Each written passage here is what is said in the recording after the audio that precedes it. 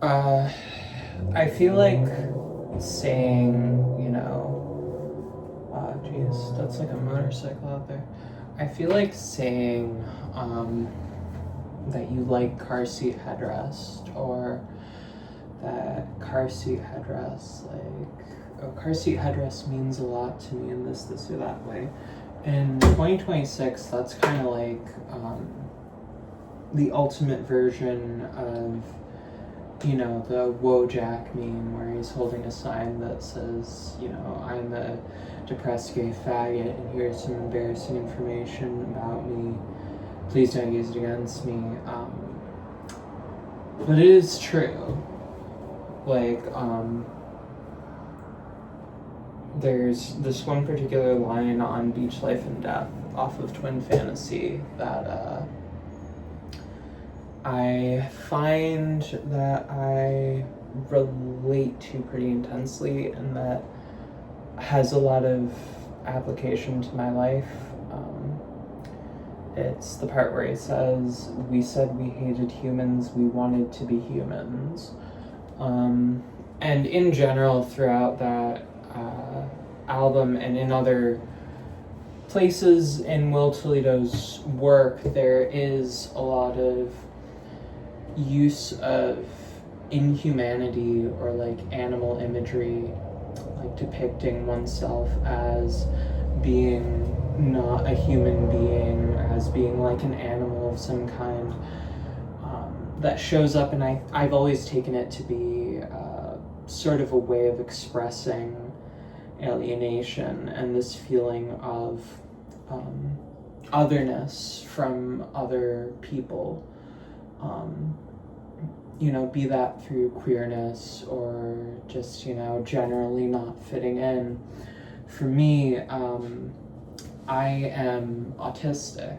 I was diagnosed with autism when I was pretty young, and my parents didn't tell me about it until years later, but I was still put in all these like sped classes and shit, and a lot of that sort of stuff, and I was generally kind of apart from other students, not just socially, in a sort of unhelpable, like uncontrollable, like, I'm not like you, you're not talking to me, I don't have any friends way, but even in a literal, like, I'm being pulled out of class and put into this other class where they, if I move my hands around too much, they stick them to my side so that I have quiet hands, and they try and teach me how to be a normal fucking human being.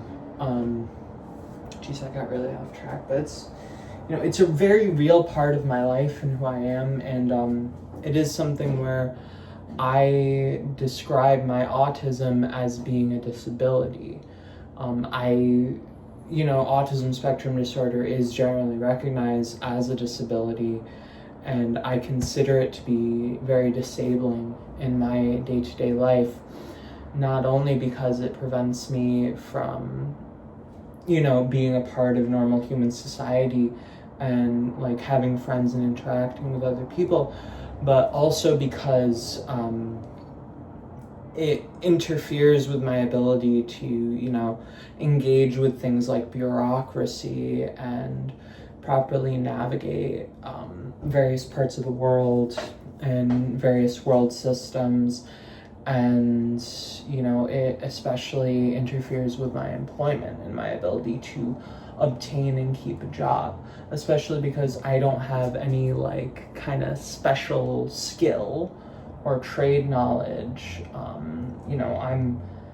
If I was an autistic savant in any capacity, it would be in like electronic music production and songwriting, and that's not something where it's like being an autistic savant in the sense that like I'm a genius physicist, or like I'm a brilliant engineer or something like that, where that has a career trajectory and gets you money. That's a type of autistic savantism that is ostensibly worthless, in a market economy, in a financial sense.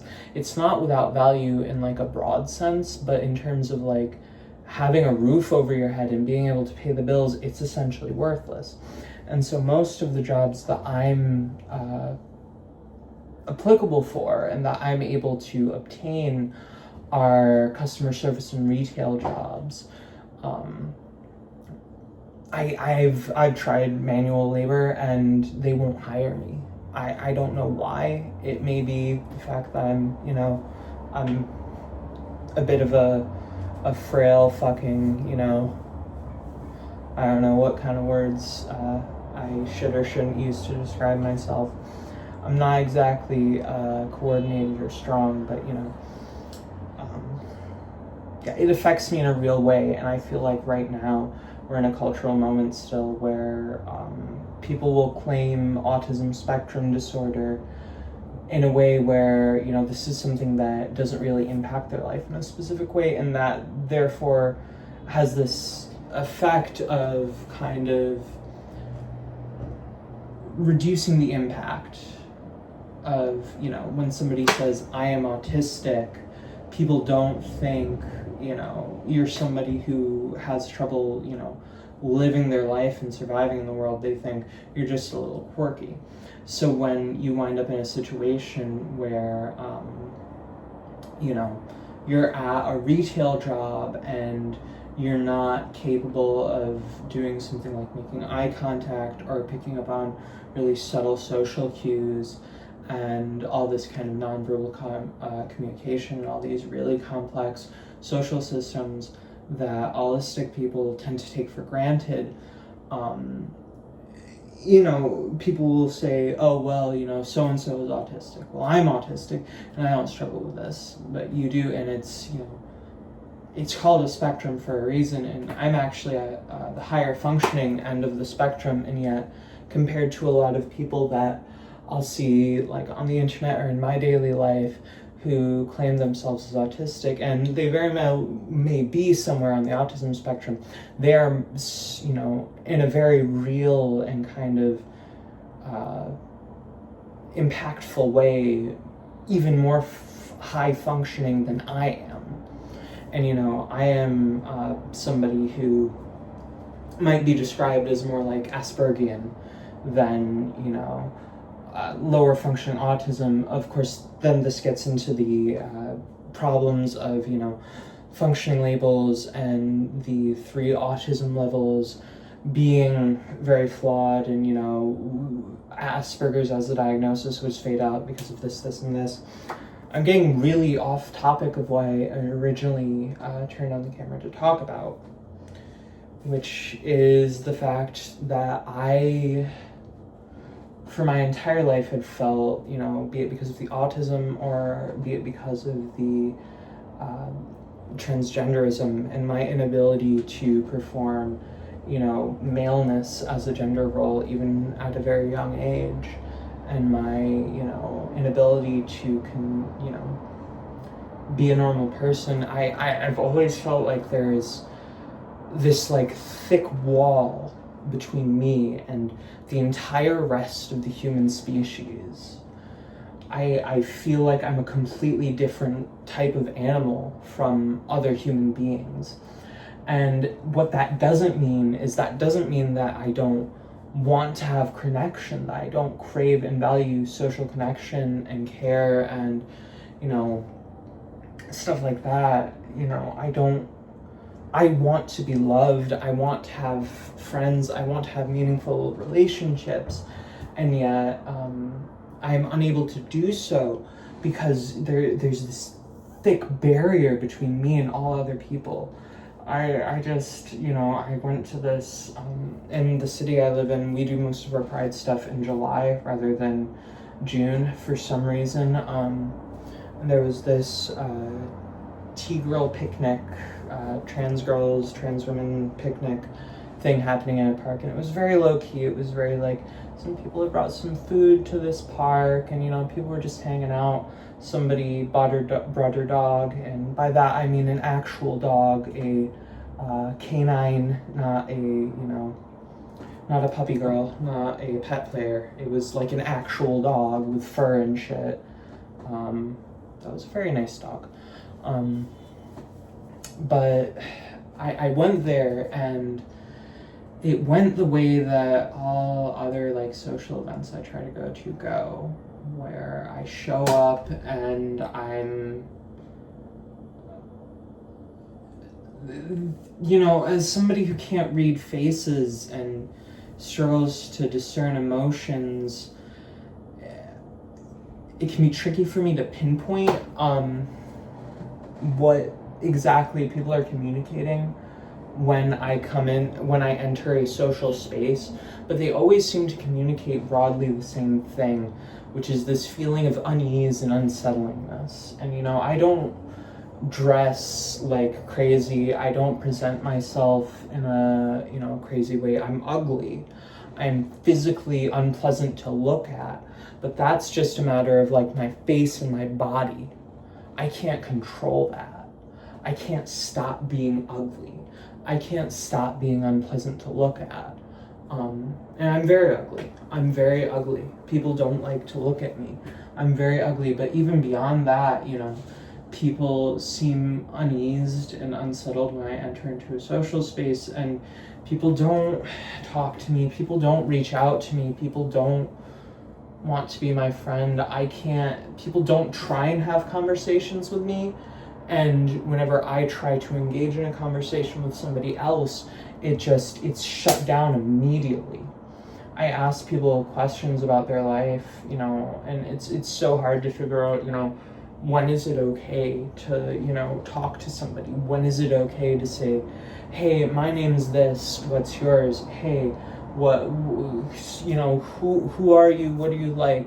Let's get to know each other. Let's try and be friends. It's so hard to gauge that. But anytime I try, it just gets shut down and met with, you know, things that I can't quite pinpoint, but that appear to me to be, you know, confusion, distress, you know, a certain sort of smugness, even, just general disdain for my presence and my engagement. And I'm not good at socializing, and I'm trying so hard, but people don't want to be social with me. People don't want to, you know, talk to me or hang out with me, and so I don't get to learn. And that fucking sucks, because I want to have bonds with other people. I want to have other people in my life. I want to be a part of other people's lives. You know, I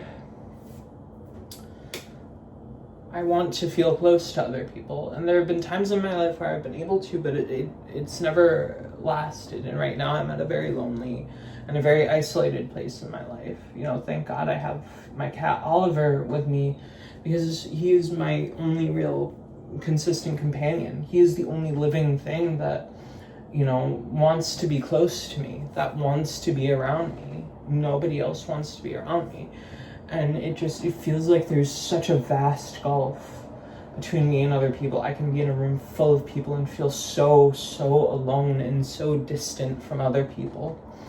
And I don't know why, and I don't get what it is. I can list off, you know, things about my personality. I can list off, you know, identity markers that might lead to ostracization. But even when, you know, I go to explicitly transgender, explicitly queer spaces and events with people who are demographically similar to me, I feel so alien and so apart. I just sit there hoping that somebody will say hi to me, and hoping that somebody will be my friend. And it never, ever happens. And I just, you know, I go in and I kind of sit there being this big, gross, ugly thing. I'm a big person. I have a large rib cage. I have I'm big shoulders. I'm imposing. I'm menacing. I'm kind of tall. I make people uncomfortable. I've learned over time that I make people uncomfortable, and people are afraid of me for some reason and don't want to be around me. I don't want people to be afraid of me, because I've never once wanted to hurt somebody. I mean, that's not true. I've wanted to hurt people before. I've had people that I hate. I've had people that I don't like. you know, but, you know, I'm not a violent or aggressive or confrontational person. I don't know.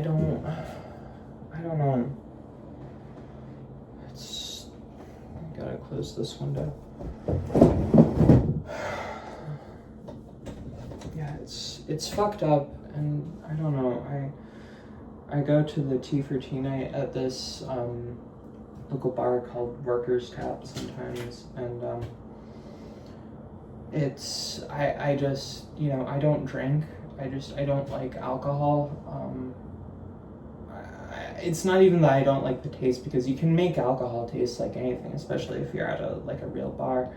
But it's, you know, hey buddy. Okay. Sorry, my cat is just off camera. I don't like how being drunk or even buzzed feels. There's other substances that I like to partake in, though. Some of which I'm totally clean off of, and, you know, thank God for that. Others, you know, specifically marijuana, and I live in a state where marijuana is legal. I don't smoke it because of problems with my throat and my respiratory system, but I do take edibles. And so I'll go to this bar having taken an edible, and I'll wait for it to kick in, and I'll just kind of sit around feeling bad, hoping that something happens, hoping that somebody says hi to me, says, you know, hey, I like your outfit, hey, I you know, what's that book you're reading, you know, this or that, but it never happens, and nobody wants to be around me. And I have people that maybe could be considered my friend, but I genuinely don't know, because, I mean, the thing that I've always encountered is that I have people in my life where in my life, my point of view, my perspective, I'm very close to them.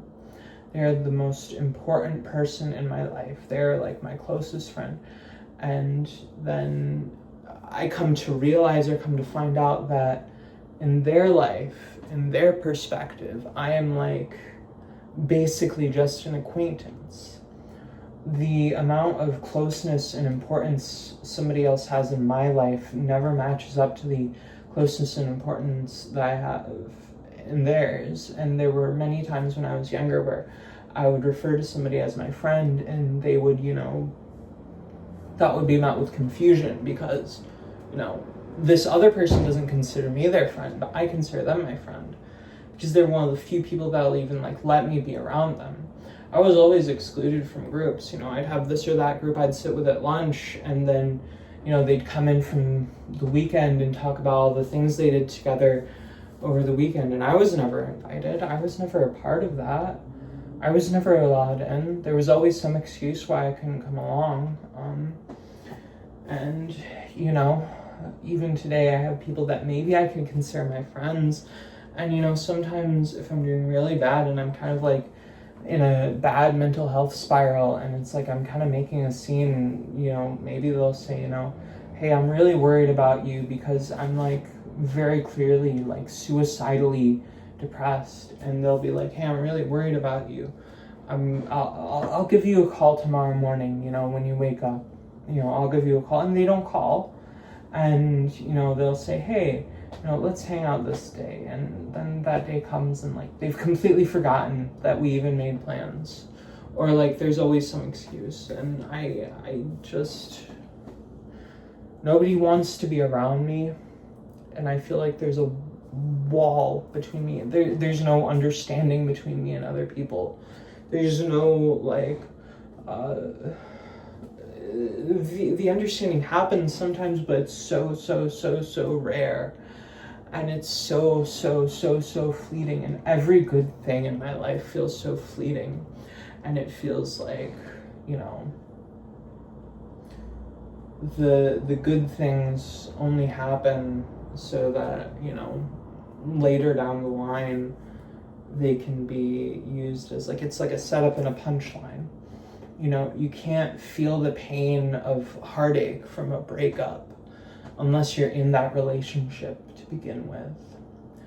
you can't feel that loneliness of like somebody you love just vanishing one day unless you build that sort of feeling beforehand. And it's so, so fleeting. And so much of my life is more spent mourning and, you know, experiencing loss than it is experiencing the joy of human connection.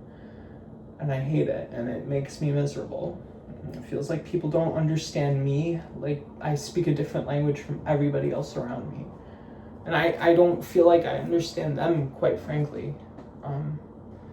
I feel like other people are so, so strange to me. I don't get what motivates them, what makes them feel the way that they do, and I try to be empathetic and I try to understand them, but they always take the fact that that's not like inherent or intrinsic to me as kind of an insult, and that hurts because I don't want to hurt anyone. I don't mean anything bad by it, but they always take it in the worst way possible. And it sucks. It sucks. I like my kitty cat Oliver because we literally don't speak the same language. But we still have care and affection for each other, and we still get along well. And he'll still see me, you know, lying in bed crying because I'm scared and I'm alone. And he'll come up to me and he'll, you know, give me a little headbutt, and then he'll, you know, curl up next to me or climb on top of me, and he'll, you know, start purring. And I like that, you know.